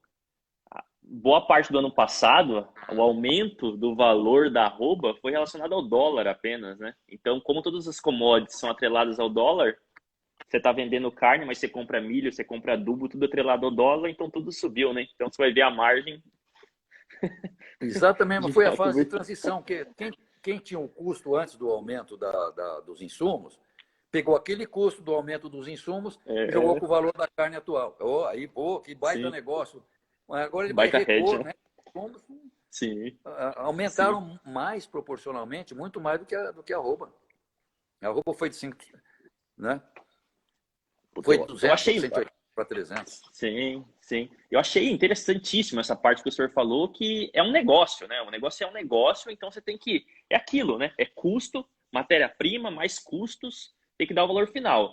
Se você não controla matéria-prima, o que você controla são custos. E custo está É, muito relacionado ao tempo e tudo mais. Então, quando você alia precocidade sexual, precocidade de terminação, você consegue diminuir muito os seus custos aqui e você consegue produzir animais mais jovens para o abate, para o que for. E acho que muito dessa parte relacionada a carne do Nelore é dura, é que a média de idade de abate dos nossos animais é 4, 5 anos. Quanto esse animal andou aí, só criando, adicionando colágeno ali, endurecendo a carne. Por outro lado, um americano com 20 meses, 25 meses, ele está sendo abatido até menos que isso. Ou seja, ele vai ser é. muito, a carne vai ser muito mais macia, justamente porque ele tem menor idade, né? Ele teve O menos Marcelo, e estresse além naquele disso, tem um fator genético também que influencia. Na também. média, o zebu é mais dura, mas eu tenho certeza que nós vamos achar Nelore macio. Tenho certeza. Assim como nós achamos o Nelore com altíssima conversão alimentar, ou com conversão alimentar muito eficiente, existe. Estamos achando Nelore resistente a parasita, que não precisa. Você sabe, o Nelore é uma mescla de raças, e Sim. eu acho que houve a concorrência do taurino que tinha no Brasil. Se a gente pegar a evolução do Nelore como raça, desde que foi introduzido aqui, e o número de É. animais que vieram, se não tivesse a concorrência, né, a participação das vacas taurinas que tinha aqui, a gente não ia chegar nesse rebanho que tem hoje. O Pô, até DNA vi essa história mitocondrial também. provando isso. Verdade, Mas isso é muito verdade. bom. Eu acho muito bom. Sim, muito bom. Deu Verdade. uma flexibilidade muito grande para o Nelore. Né? A surpresa é Uma cada vez variabilidade maior, né? enorme.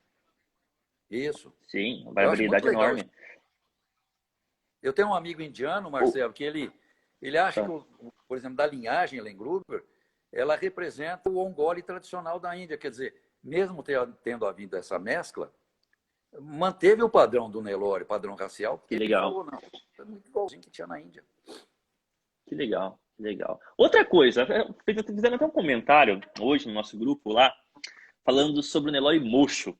Eu gostaria que o senhor falasse se tem ocorrências no gado fechado Lengruber, se nascem animais mochos totalmente, macho com mocho carequinha, ou É. se nunca ocorreu. O Marcelo, eu lembro de duas vacas que nasceram aqui. Duas. Uma, eu acho que o pai já tinha morrido, nós não conseguimos fazer a tipagem sanguínea, essa paternidade, né? Tá, E eu não lembro se ela foi registrada no livro aberto, eu acho que até foi.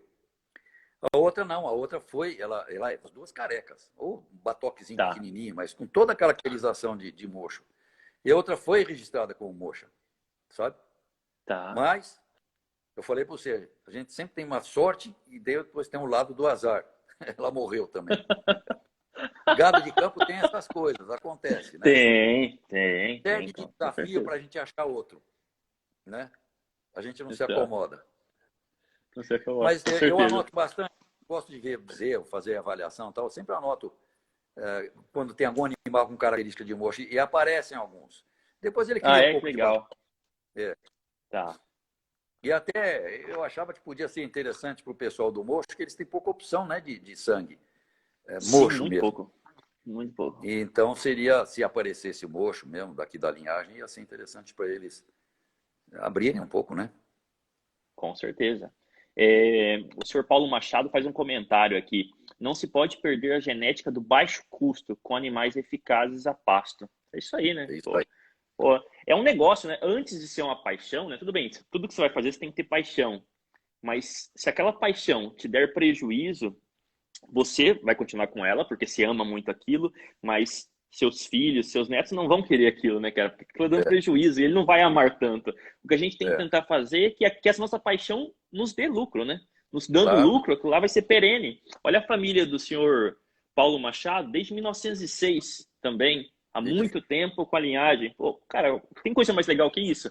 Você conversar com Você pega aí, pessoas que estão né, naquilo a vida toda. Pode exatamente, falar.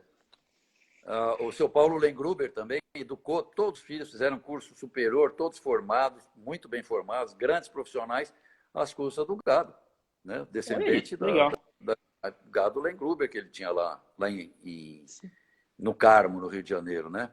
Seu Zé Tá. Cavalcante também está lá batalhando com o rebanho fechado também, educou todo mundo. Legal. Então a gente tem que ter essa. Aqui a fazenda é autossuficiente, não é o nosso, quer dizer, ela é autossuficiente, me paga o salário, tudo isso. Porque seleção não deixa de ser uma experimentação. Sempre que você faz um Claro. experimento, você tem que dar certo e que não dá certo. Não Sim. existe, né, 100% experimentação de que tudo é acerto. bom. Então não faz experimento, já usa de uma vez. Faz Pressupõe, na clone, minha né? opinião, pressupõe que um seja ruim e o outro seja bom. Né? Sim. É, Tem e diferença. tem custos em cima disso, né? São custos que um gado comercial não teria. Mas a gente Claro. busca, dentro dessa realidade, né, gados de baixo custo de produção, eficiente, e um ruminante que rumina. A verdade é essa. Tá. Temos que explorar Que, isso. consiga transformar da maneira mais eficiente possível grama em carne, né? Certo? Grama Não em tem carne. coisa mais, não tem coisa mais bonita. E a carne é o melhor alimento que existe para o homem, Melhor né? alimento, É com certeza. igualzinho, se a gente der cortar o braço ou qualquer coisa, a perna, é igualzinho o contrafilé que a gente come, né? O nosso músculo é Sim, muito parecido, sim. eu acho. Muito A parecido. A estrutura, composição eu não imagina. sei, mas é muito parecida também. E é um Deve milagre. ser. E Deve vindo ser. de chuva, né, de umidade, de sol e de nutriente no chão, no solo, Sim, transforma em sim. capim, que transforma nessa proteína. Não tem coisa mais miraculosa do que essa, Com né? certeza. Coisa mais É fora linda. de série. É É, uma dádiva. sim. Senhor Eduardo, eu gostaria de agradecer o tempo que o senhor teve aqui, que o senhor se despendeu para falar com a gente. É uma honra enorme tê-lo aqui conosco. Eu costumo dizer, né, que quem de fato marca a história não são os bons, são os diferenciados, né? Porque bons tem muita gente. Tem muita gente. O senhor Manuel Lengruber, lá no início, obviamente, teve muitas outras pessoas que tiveram a mesma oportunidade que ele, mas ele acreditou naquilo, era uma pessoa diferente, falou, pô, eu vou investir naquilo que eu acredito, e foi por isso que a gente tem essa raça tão linda aqui, e foi a raça que fez com que alimenta boa parte. Eu cheguei aqui no ponto que eu tô, graças ao Nelore, graças ao gado, senão provavelmente eu nem existiria, né? Meu pai sempre viveu disso. E muita gente que está escutando nós aqui, É, a mesma coisa. E isso a gente deve a pessoas que é. pensaram fora da caixa, que vira uma oportunidade numa raça nova, porque, pô, da mesma forma que tem Nelore, tem trocentas raças, muitas raças. O cara poderia escolher outra coisa e tudo mais, mas essas pessoas diferentes, né, que se diferenciaram, conseguiram nos trazer aqui hoje.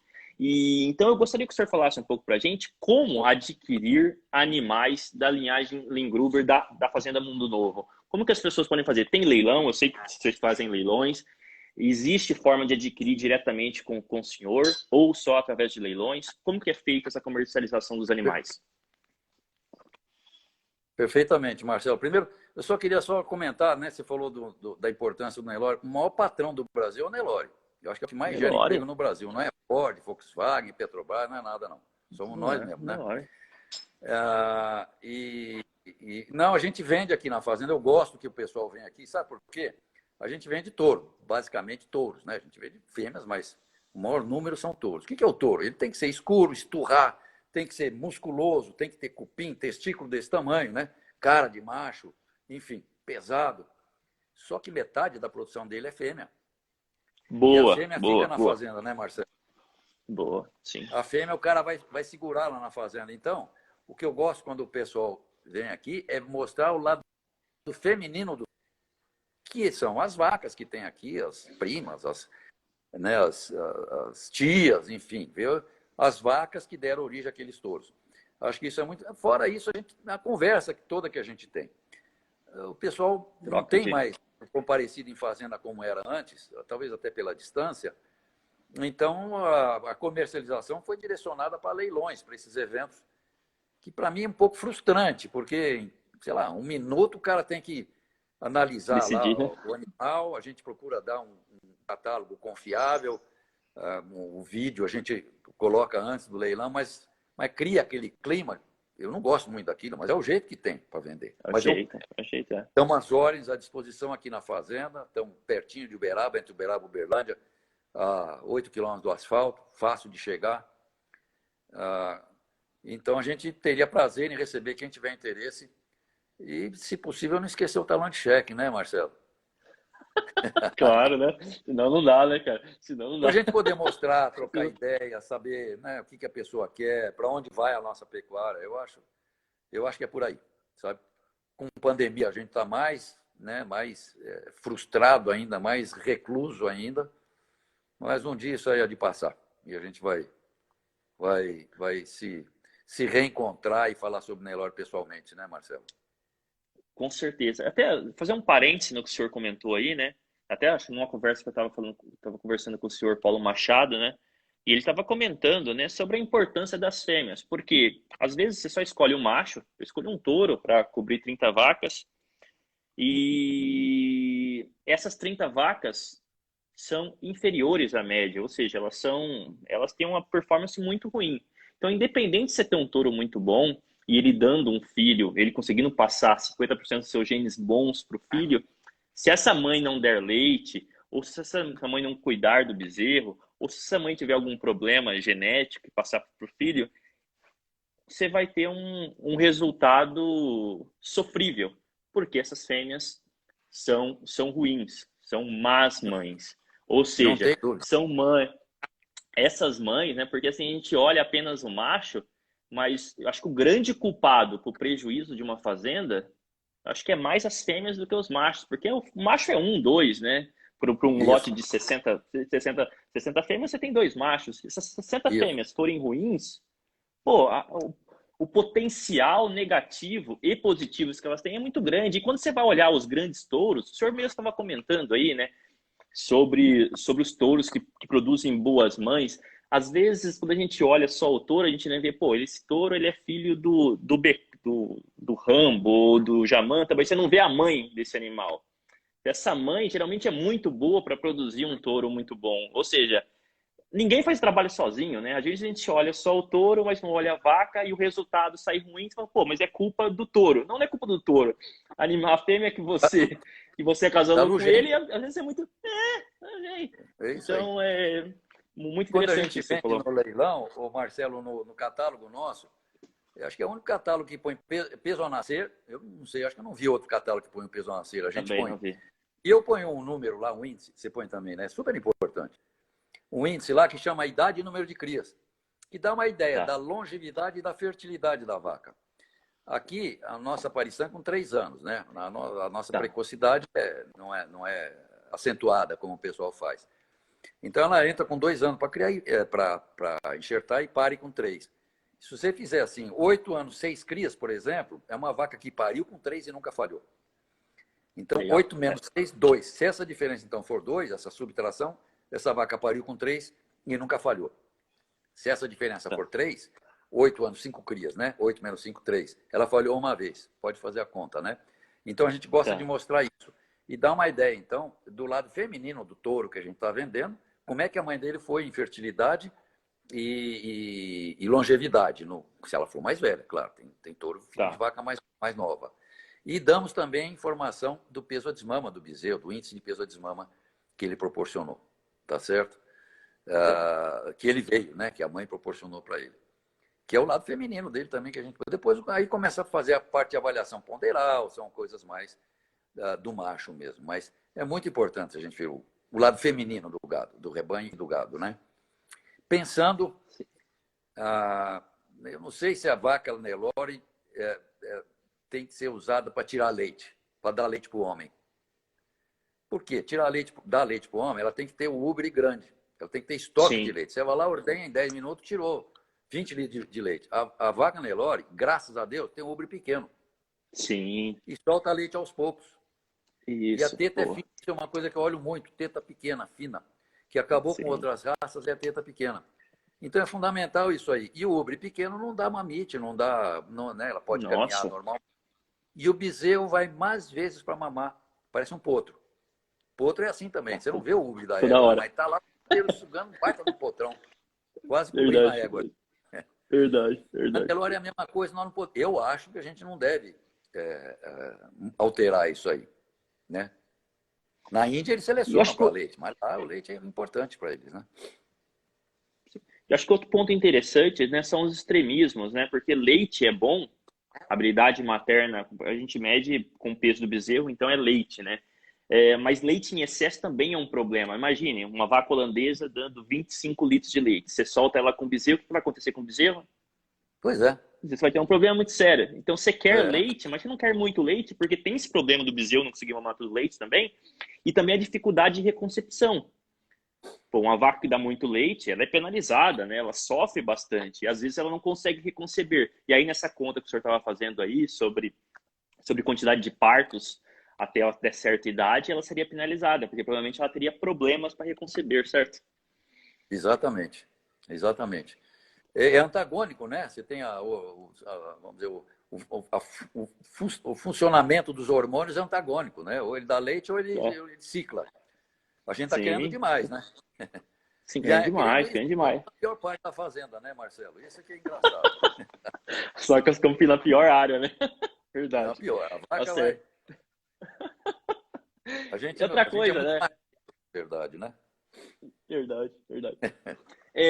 Senhor Eduardo, eu gostaria de agradecer o seu tempo aí, foi de uma importância enorme. Eu gostaria de falar que o senhor fez, a família do senhor e o senhor fizeram a diferença para a pecuária nacional, né? Quando a gente olha os animais, em qualquer tipo de animal, você vai em leilões, vai procurar a genética de um animal, sempre você vê alguma importância daquela sopa de númerozinhos, né? Com MN no final. Então, o senhor vai ficar marcado aí na história do Nelore, da pecuária nacional, por muito tempo, porque isso é de uma importância, quando você olha esses animais, pô, você vê touros aí de centrais, produzidos por mãe Rambo, por mãe Bitelo, que são dessa genealogia. Então, isso vai ser marcado por muito tempo. E eu gostaria de agradecer ao senhor e dizer que o senhor faz parte da pecuária nacional. E obrigado pelos seus serviços prestados até hoje. E continue forte assim no seu negócio aí. Tá bom? Marcelo, foi uma sequência de acontecimentos, né, que levaram a isso, um mérito muito mais dos outros do que da gente. A gente já pegou um barco andando, né? Mas são coisas pontuais. Por exemplo, o seu Manuel Lengruber, se ele não fosse lá no zoológico e não visse o gado lá, ele não ia trazer, né? Não ia. Aí o seu Geraldo, se ele não tivesse trazido, talvez a linhagem não existisse mais. A Maná tem entrado, quer dizer, o doutor Fausto tem ido lá e viu o mistério, viu lá o seu Geraldo, viu o mistério, viu o gado, e recomendou para que o pessoal da Maná fosse lá. Se não tivesse acontecido isso, essa história não existiria, né?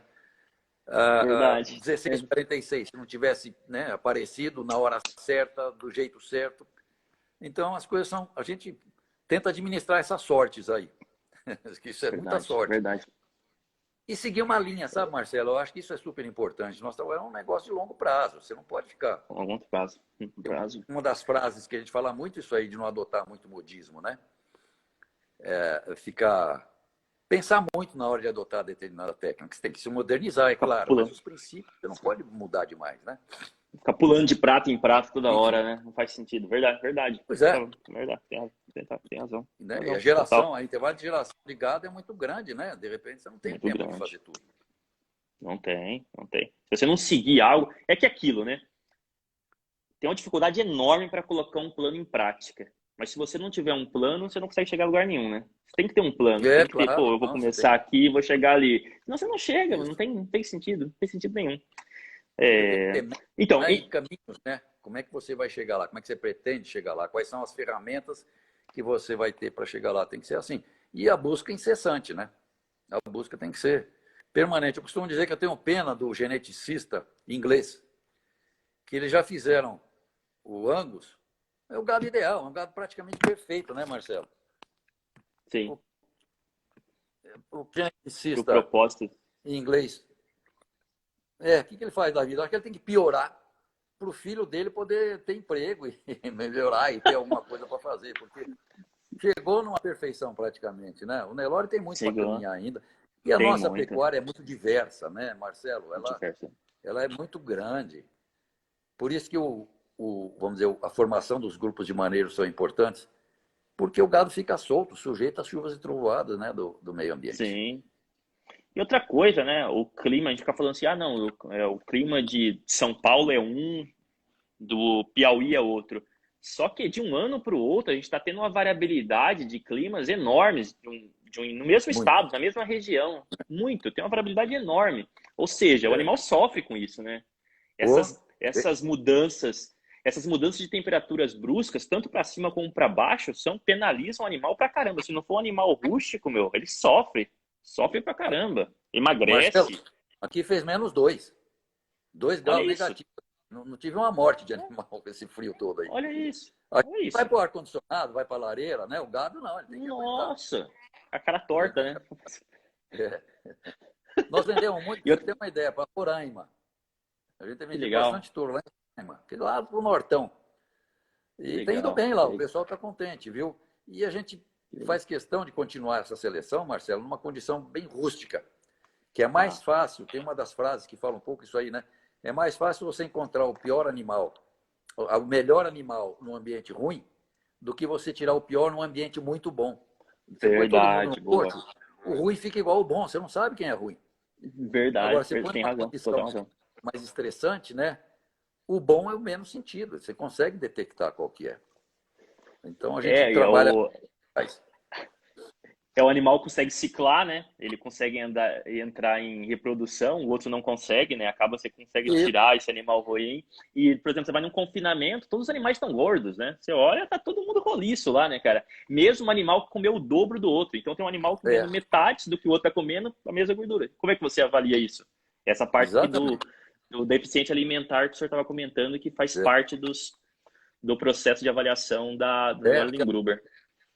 Se a nossa, vamos dizer, a pecuária nossa for para confinamento, na terminação, vai ser super importante. E se a conversão que a gente mede se relacionar também ao pasto, vamos dizer, você tem uma disponibilidade de forragem, você pode pôr mais gado, se ele é mais eficiente também, né? Aumenta a rotação da Verdade, fazenda. verdade. Verdade. Por Não é só hectare. dar menos comida. É porque, assim, no final, o que que importa? São arrobas produzidas por ano, por hectare.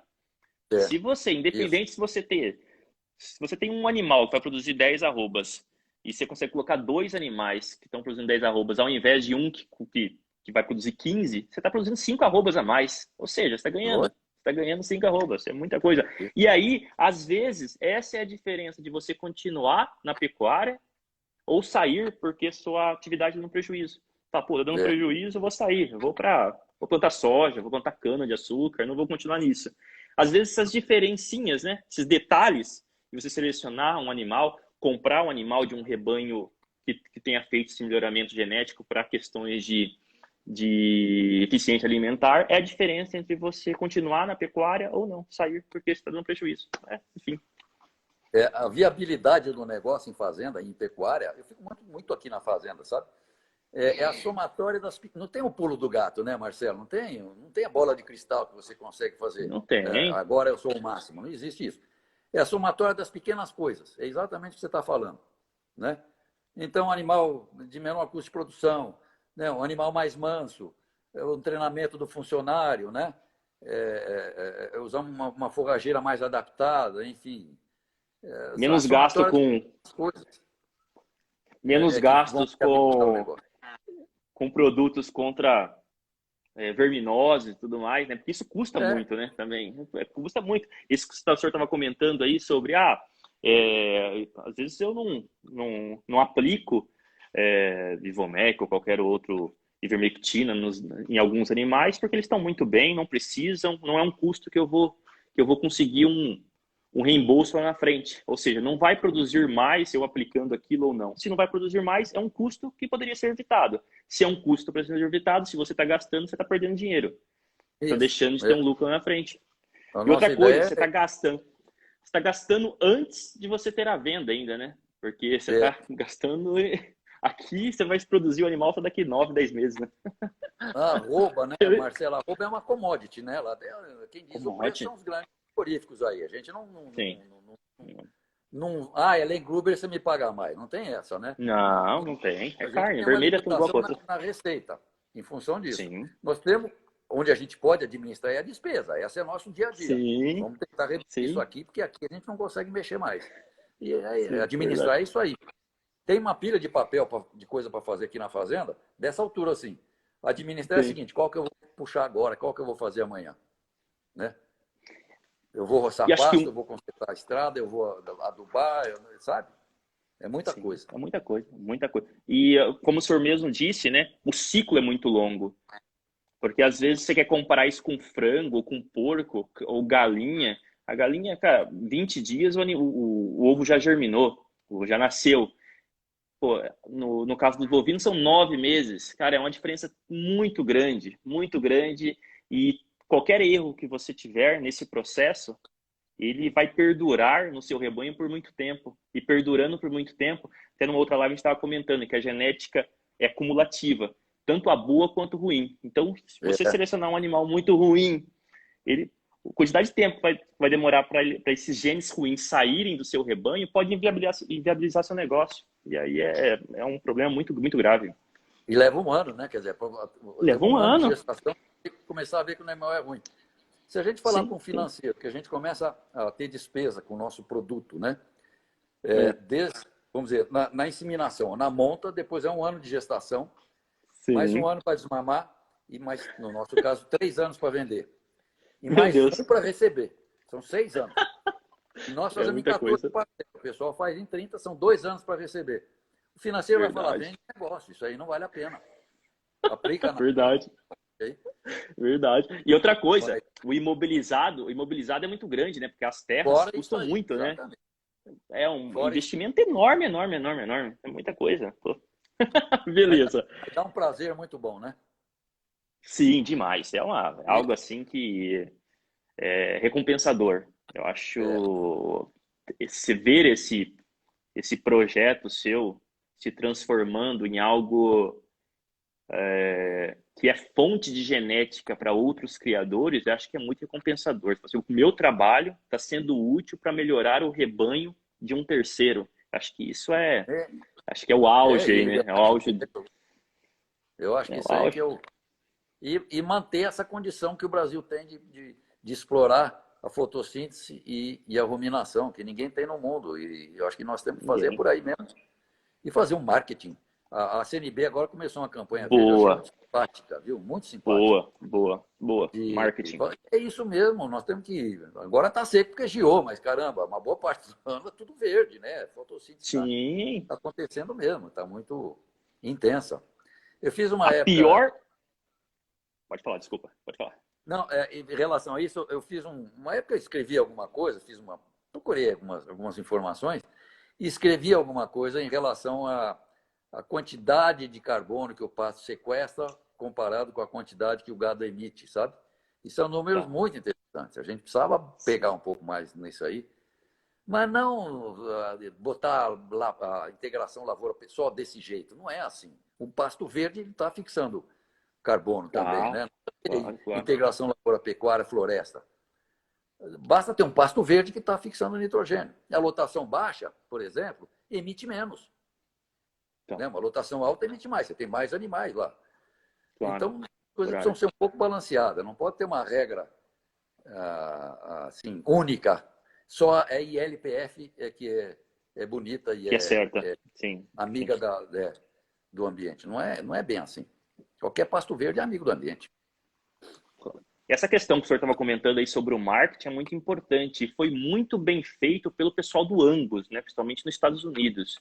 Porque Isso. hoje, inclusive aqui no Brasil, às vezes a gente está comendo aquela carne com aquela etiqueta Angus, mas aquele animal não é puro Angus. Ele é Angus numa mãe Nelore. Oh, A mãe Nelore. Só que quem leva o marketing, quem é? Apenas o Angus, que tem a carne boa, que tem a carne gostosa, que não sei o quê. E a gente do Nelore, a gente ficou, pô, a mãe daquele animal, 50% da genética daquele animal é exatamente. Nelore, né? É Nelore, acho que a gente tinha que fazer mais isso. Quando você vai nos Só Estados Unidos, você olha viabilizou por nas... causa dela, né? Sim! Você vai nas prateleiras lá dos supermercados americanos, tem aquela carne grass-fed, né? Alimentado por grama. Que é o quê? É um animal que Isso, passa cria e recria a pasto e só vai para o confinamento para terminação. Que é o que acontece isso. aqui com 100% dos animais são cria e recria a pasto, né? E a gente não A faz esse pasto. marketing, né? Faz esse marketing. Não, Acho nós que trabalhamos mal. Eu já vi algum mal. material do Uruguai, rapaz, um negócio muito bacana. O Uruguai não produz, sei lá, produz o quê? Menos do que Muito Minas pouco. Gerais, talvez. Né? O Sim, Uruguai, sim. mas importante para eles lá. E eles trabalham muito bem esse marketing da carne a pasto, esse grass-fed animal, não, beef. É Sim. fantástico isso aí. A gente precisava trabalhar um pouco nessa linha aí e para reduzir um pouquinho esse impacto de queima da Amazônia, queima do Cerrado, e a culpa é nossa. Né? A culpa é nossa. A culpa é do Precisava produtor acabar com isso. de carne, né? Precisa. Acho que é um É. trabalho de formiguinha, mas é um trabalho de formiguinha que fixa. E acho que a partir do momento que alguém entende ver esses dados que o senhor estava comentando aí, eu já vi um estudo parecido e era praticamente neutro. As pastagens capturavam era o mesmo que o gado que estava lá emitia. Então, é praticamente neutro. Ou seja, aquilo lá não está emitindo nada, ele tá num esquema neutro. Então, e acho que ver esses dados, quando você mostra esses dados para alguma pessoa, e uma pessoa tem um poder de influência em algo, e isso fixa na cabeça das pessoas. Aí fixou, acabou. Ela não vai mais cair Isso. em marqueteiros, lobbies da Europa, Estados Unidos, o que for. Eu acho que a gente precisa disso e aos poucos a gente vai melhorando. Não Senhor tem dúvida. Eduardo, eu gostaria de agradecer ao senhor e pedir para o senhor despedir do pessoal aí, dizer que as portas estão abertas para o senhor quando o senhor quiser falar com a gente. Será uma honra tê-lo aqui de novo. E foi de extrema importância ter o senhor aqui. Eu não sei quem que eu vou convidar agora, porque acho que eu cheguei no meu auge convidando o senhor. Muito obrigado. Não, o que é isso, Marcelo? Não estou com essa bola toda, não. Bom, Sim, pessoal, tá, eu sim. que agradeço aí a paciência de vocês terem ficado até agora para ouvir assim coisas meio teóricas e com uma transmissão às vezes meio problemática também, né? Do link, eu estou na fazenda e na fazenda a gente paga até isso aí. Mas foi um prazer, viu, Marcelo, estar aqui com vocês. Sempre que precisar, a gente está à disposição. Foi só uma introdução. O assunto é tão grande que isso aqui foi só tão grande. Mas prosa de gado, quando a gente começar, não acaba mais, né? Não, é verdade. Então, realmente à disposição sua. O pessoal que quiser visitar a fazenda, procura o nosso telefone, o nosso endereço. E estamos à disposição. Agora com a pandemia, a gente está um pouquinho mais restrito, mas sempre às ordens para o que der e vier. Tá bom? Tá certo. Muito obrigado a todos. Então, uma boa noite, Marcelo. Boa noite, pessoal. Abraço. Tchau.